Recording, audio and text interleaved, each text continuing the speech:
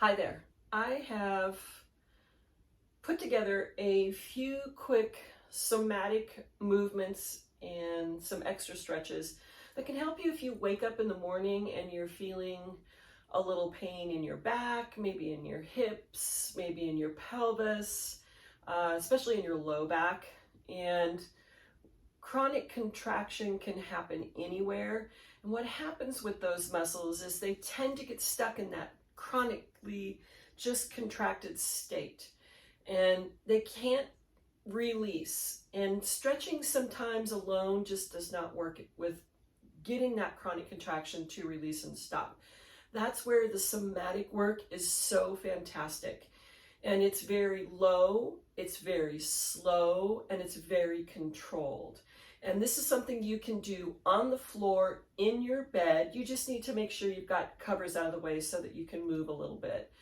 But anyone who's taken from me knows that I usually start every movement class with the pelvic tilts because that is a fantastic pelvis, low back, hips release of contraction to get the body warmed up for movement. So that's where we'll start. And you're on your back. And you can take a few moments to just focus in on your breathing. And I would really suggest that you do that. Do that with your eyes closed, laying on your back. Start with your belly, right? The belly expanding and contracting, moving up into diaphragm is the pump in the middle, so it moves up and down. And the lugs inside the rib basket mirror the belly, expanding and contracting. And just feeling your breath, feeling how the body's moving the breath, how the breath is moving the body, and checking in with how does your breath feel. Does it feel pretty free and easy? Do you feel like you've got one side that's a little longer, the other side a little shorter? Do you feel like there's a stutter? So this is just an attempt to get you to really be tuned in and paying attention to the feedback that your body is sending you so that we can move with intention. And as you feel that belly expanding, diaphragm moving up and down, lungs expanding, and you can even take your hands to your rib cage as you're working with that and feel those lungs pushing into the rib basket, right? So it's a 360-degree space. Those ribs each have those intercostal muscles between each one that allows the rib basket to expand so the lungs can move. So that action is mirroring the belly. And as you're working with this, the reason I say to put your hands on your rib cage is that you should be able to feel the breath expanding into the lungs, not just to the front or the sides, but also to the back. And this closed chain connection with your back resting on the floor of your bed will be able to give you that. And it may be subtle, but you do want to feel it. That long, full, deep inhale. And go as far as you can go, and then exhale. And let it sigh out. Let your belly press up so you can help empty out a lot of that air from the base of the lung. That's what the diaphragm's job is for, right? Inhale, expand. And exhale. When you exhale, notice if there's any places where you might be holding on to tightness or tension to soften into the breath. And then continue to move upper chest, collarbone to collarbone, throat, neck, jaw, tongue, right? The jaw and the tongue can restrict your breath motion. And then soft cheeks, you can take fingertips on either side of your jaw right in front of your ears and just open and close. You can also do a little massage here if you'd like. And then thinking about the eyes gently resting into the sockets, soft between the eyebrows, forehead. As you inhale, focus to the crown of the head, and exhaling, moving down to where the back of the head's resting on the floor, where the base of the skull cups into the neck, from the neck down to the upper shoulders, from the upper shoulders down into that entire shoulder girdle, right? Those shoulder blades moving, heads of the shoulders, the deltoids of the arm, all of that connected to move the upper body. Then we move to the thoracic spine where the ribs all connect into the spine. And that can be a little bit of a sticky place to find movement because that's a lot of strength that has to happen where those ribs connect in. And then moving down to your low back, your sacrum, your hips and pelvis. And just take a moment and notice, and you can even take your fingertips and rest them on your hip bones. Notice if you've got one that feels higher or lower. Notice how your pelvis is feeling. Does it feel pretty balanced? Do you feel like you've got one side lifted, the other side lower? Check in with your legs. Do you feel like you have one leg longer than the other? And without peeking and cheating, notice whether you feel like your feet and your toes are rotating in the same direction, an equal amount, or does one side feel like it's moving a little further or different than the other? Just to bring awareness to where your body is resting in space. We're going to take a nice big deep inhale, take your arms up overhead, palms rotate to face in, flex your ankles, press out through your heels. I want you to think about making the back side of those legs as long as you can, right? So you can kind of alternate pushing down through the heel a little bit on either side. Good. Now lift your arms up and imagine you're trying to push your hands into a ball with a little resistance, just to fire up those shoulders. Relax the arms down, relax the feet, and then just point and flex a few times so we can get that dorsiflexion in the feet and ankles moving as much as you have available to you, right? And then hold a point for a breath. Remembering that our feet are the smallest space that does the most work to hold us up, move us around, and the sensors on the soles of the feet there's over 10,000 of them sending information to your brain to help you with your balance, stability, flexibility, mobility in your day. We're going to bend the knees and bring the soles of the feet to touch the floor. And then draw the knees in, hands to your shins, and just a nice, short, easy rock from side to side. You can also check in with your sacrum here. Now, if you have a softer bed, you probably won't get as much feedback, and that's okay. Bring the soles of the feet back down to the floor. Rest your palms on the floor next to your hips. Inhale, tilt your pelvis. So thinking about this, two different ways you can look at this. You can think about your sit bones and your tailbone reaching down towards the floor, and the small of the back is lifting. Now come back to neutral. Now with this next one, I'm just going to give you a different cue, and maybe it speaks more to you so that the motion makes more sense. This time when you go to tilt, I want you to think about lifting your belly button up towards the ceiling. And does that make it easier to tilt your pelvis, give you more room with your low back lifting? Come back to that neutral space. Now, moving in the opposite direction, we're going to reach the pubic bone up towards the chin and pressing the small of the back down into the floor. And then come back to neutral. Now, opposite cue for this is press your belly down towards the floor to press that spine down. And notice, does that make it any different for you? Feel any different? And then come back to neutral. Now, we're going to move a little faster. I want you to try and pick whatever of those cues makes more sense to you. Taking your hands behind your head, gently cradle the back of your head. Now press your elbows down into whatever space you're laying on, and your head into your hands. And then inhale, let your pelvis tilt, right? So small of the back. So either think about belly button lifting or sit bones, tailbone pressing down. Exhaling, moving, coming back to the belly pressing down or the pubic bone lifting. Lift your elbows, lift your head, neck, and shoulders. Take a pause right here. Inhale, release back. Exhale, elbows open. Inhale, tilt as you press your elbows down, your head into your hands, so engaging the upper back and shoulders. And exhale, lengthen, lift your elbows, lift your head, neck, and shoulders. You're pressing the small of the back down into the floor. Inhale, release back. Exhale, elbows open. One more time. Inhale, press. Press the elbows down, head into the back of the hands, or head into the palms of the hands, and tilt your pelvis. Inhale, lengthening, pressing the small of the back down, elbows lift, head, neck, and shoulders. Now lift that right knee in. Bring your elbows towards the center without pulling on the head or the neck. Release that foot down, and then do the same thing with the left knee. And release down. Relaxing all the way back. Exhaling, elbows open. Good. Now release your hands from behind your head. We're going to do a little rotation for the thoracic spine. Doing it this way means the body is nice and stable. Lower body stays where it is, upper body, and all we're moving is this space right here in the center where the ribs connected, and it gets a little sticky. Let's start out with the right arm on the top. Give yourself a hug and just rotate. Go nice and slow, and I want you to notice where you feel any resistance or sticky spots, where you feel like you have, maybe one side you feel like you have a little more rotational space open, and it's not about going fast. Take your time and explore that motion. Come back to center. Give yourself a hug with the opposite arm on the top. Same thing. Nice and easy.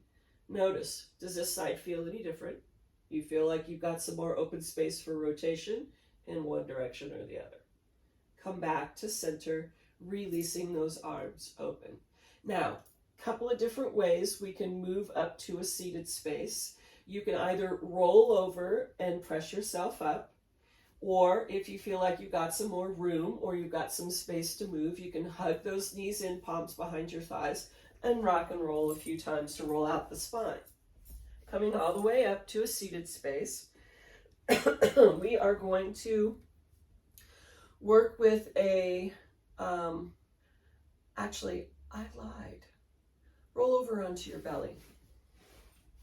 That'll make it, especially for those of you that maybe have some movement issues that you need to work with. We're just going to roll over onto our belly to work a little bit now with the back of the body.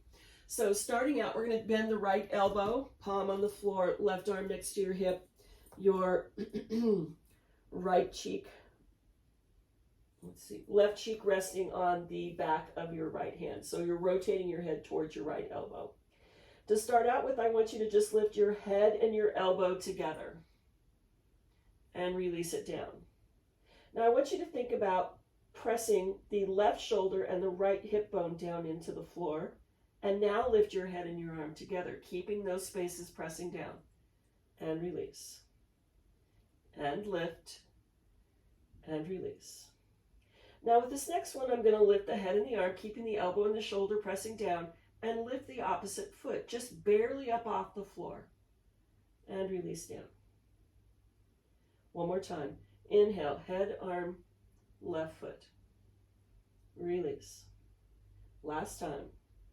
Head, arm, left foot, press the left shoulder, right hip bone down, working with that contralateral body motion, release down. The reason we work with that cross body or contralateral is to retrain the central nervous system and the movement system to be able to bring those right and left halves of the brain, right and left half of the body into synchronicity. Working on the opposite side, right arm next to the body, left palm on the floor, right cheek resting on the back of the hand.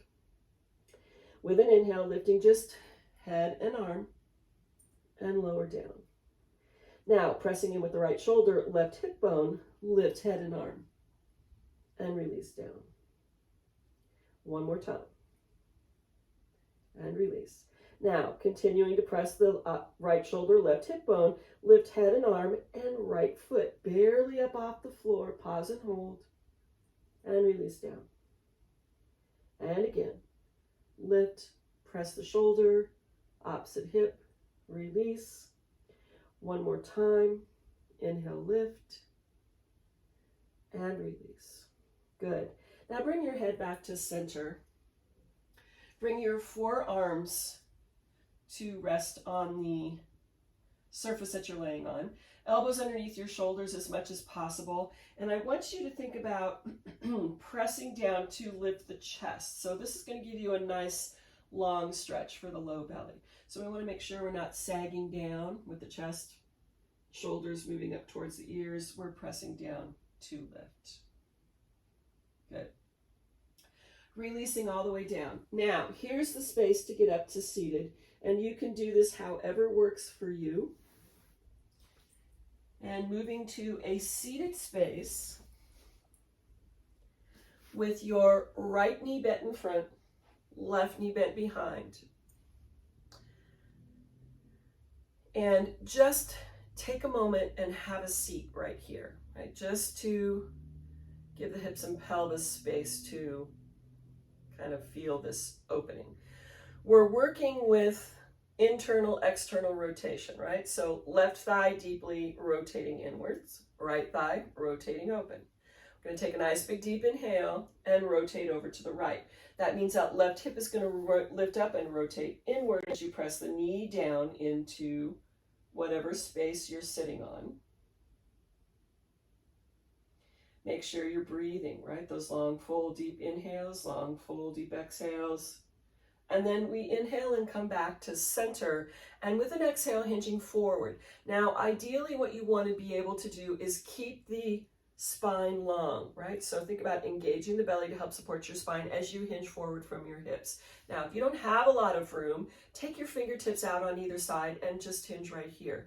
This is a space to play around with, and what I want you to think about doing is inhaling, lengthening your spine, and if you have any room as you exhale, to hinge from your hips. This is not about the back creating the motion.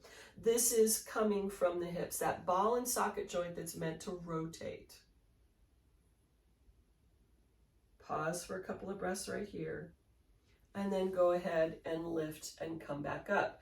We're going to swap over to the other side. So left leg in front, right leg behind, a little bit of room between the knee and the front foot.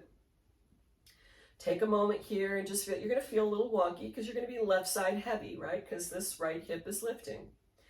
Take a nice big deep inhale. And as we exhale, we're going to rotate over to the left. So that right hip's rolling up even further. You're pressing the knee down into the floor or your bed or wherever it is that you're sitting. As we inhale, come back to center.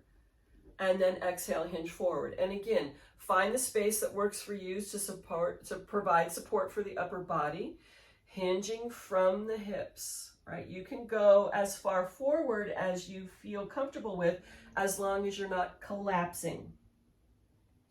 We want to keep the spine long. And then slowly lifting back to center. Bring both feet in front of you. Feet wider than hip distance apart. Now, you can have your fingertips on the floor behind you if you need some extra support. You can work with using some more core strength, some more belly strength and the hips and pelvis by taking your arms in front. And all we're going to do is just rock the knees from side to side. We're moving that thigh bone all the way in that hip joint, right? That ball and socket joint is just rolling. Good. Now I'm going to come back over to my left leg is in front. I'm going to bring this foot back so that it's touching on that right thigh. I'm going to take a nice big deep inhale, and with an exhale, rotate over to the left, and I want you to take your eyes and find a focus point. Now inhale, rotate back to center. Exhale, rotate over to the left again and see whether that focus point has changed. So we've already opened up these hips. You should be able to feel that right hip rolling forward, knee pressing into the floor. Inhale back to center. And one more time, rotating back. See if your focus point has changed again. Now this time, leave your body right where it is and just rotate your head back to look forward. And then rotate it back and notice whether your focus point has changed. Inhale, moving back to center, and we'll swap sides over to the other side. Now remember, where these legs end up for you can be different. If you feel like you need something a little different, you can move things around. It's less about what it looks like and more about how it feels like for you. So you want to be able to find some ease while you're here. So if this doesn't work, what happens if you open this thigh out a little bit? What happens if you bring this foot in front a little bit and open the space up?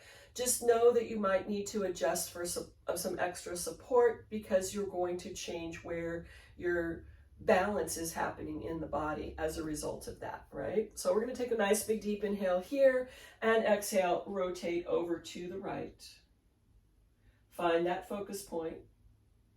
Rotate the whole body back to face forward. Exhale, rotate around again. Find that focus point or moving beyond it, wherever you find. Inhale, back to center. Exhale, rotate back again. See if that has changed your focus point. Now we're going to leave that upper body right here. Rotate the head back to looking forward. And exhale, rotate around.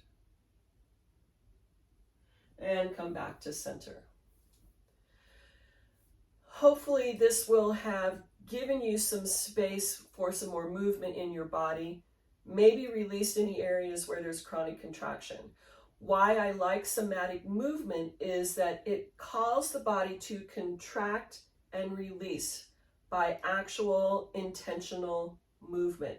And in doing that, it gives the body then that roadmap, I guess, so to speak, is what I would say, that the brain and the body work together, and the brain can signal, okay, I'm relaxing now, and that means other areas or those spaces that have been chronically contracted can start to release, because you are retraining the brain and the muscular system to interact together. You're also retraining that cross-body motion, right? Right to left, left to right. And that really helps the brain make that connection. There's a lot of things that can happen in life that cause that disconnection from the central nervous system and the movement system.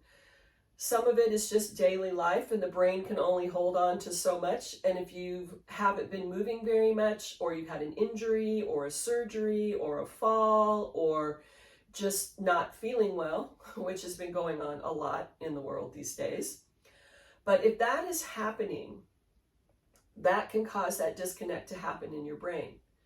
So what you need to do is to just do these slow, controlled motions with your breath to just bring all of that back into a synchronicity. Now, the body is never going to be completely balanced because we are creatures of habit. There are all kinds of studies out about habit, why it happens, how fast it happens, those unconscious things that we do every day, like brushing your teeth or driving, backing out a long driveway, all of those things that maybe take a little bit more focus and concentration in the beginning. Once you've created, and it's not muscle memory, it is the memory in the brain of that motion, what it does, because the brain is the thing that sends the electrical current and information to the muscle to make it move to do the pattern of motion. So once you've created that in the brain, it kind of shuffles that back to make room for other things that either need more focused attention or something new that you're learning. So sometimes to go back in and dive in to bring those pieces back to the centerpiece, being able to reconnect them and make that strong connection is what can help you. This can help you if you have dysfunctional movement, if you have chronic pain, if you have chronic contraction, if you have an injury. The body is always looking for a place to hold itself and move itself with the least amount of pain, and that causes you to change whatever your normal or regular pattern of motion is, because the body compensates. It doesn't automatically go back to pre-injury, pre-whatever patterns of motion. You have to kind of retrain that space to go back.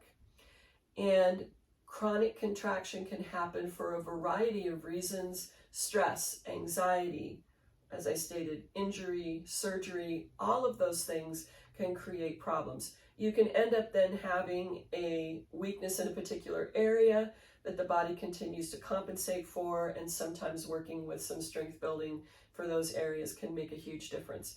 But this is a great way to start your day. If you're feeling like this is good, whether you have chronic contraction going on or not, this is a great practice to start your day with. Warm the body up, get some movement going, and create some space for the body to move throughout everything else you do for the rest of the day. Thanks for joining me. Hope you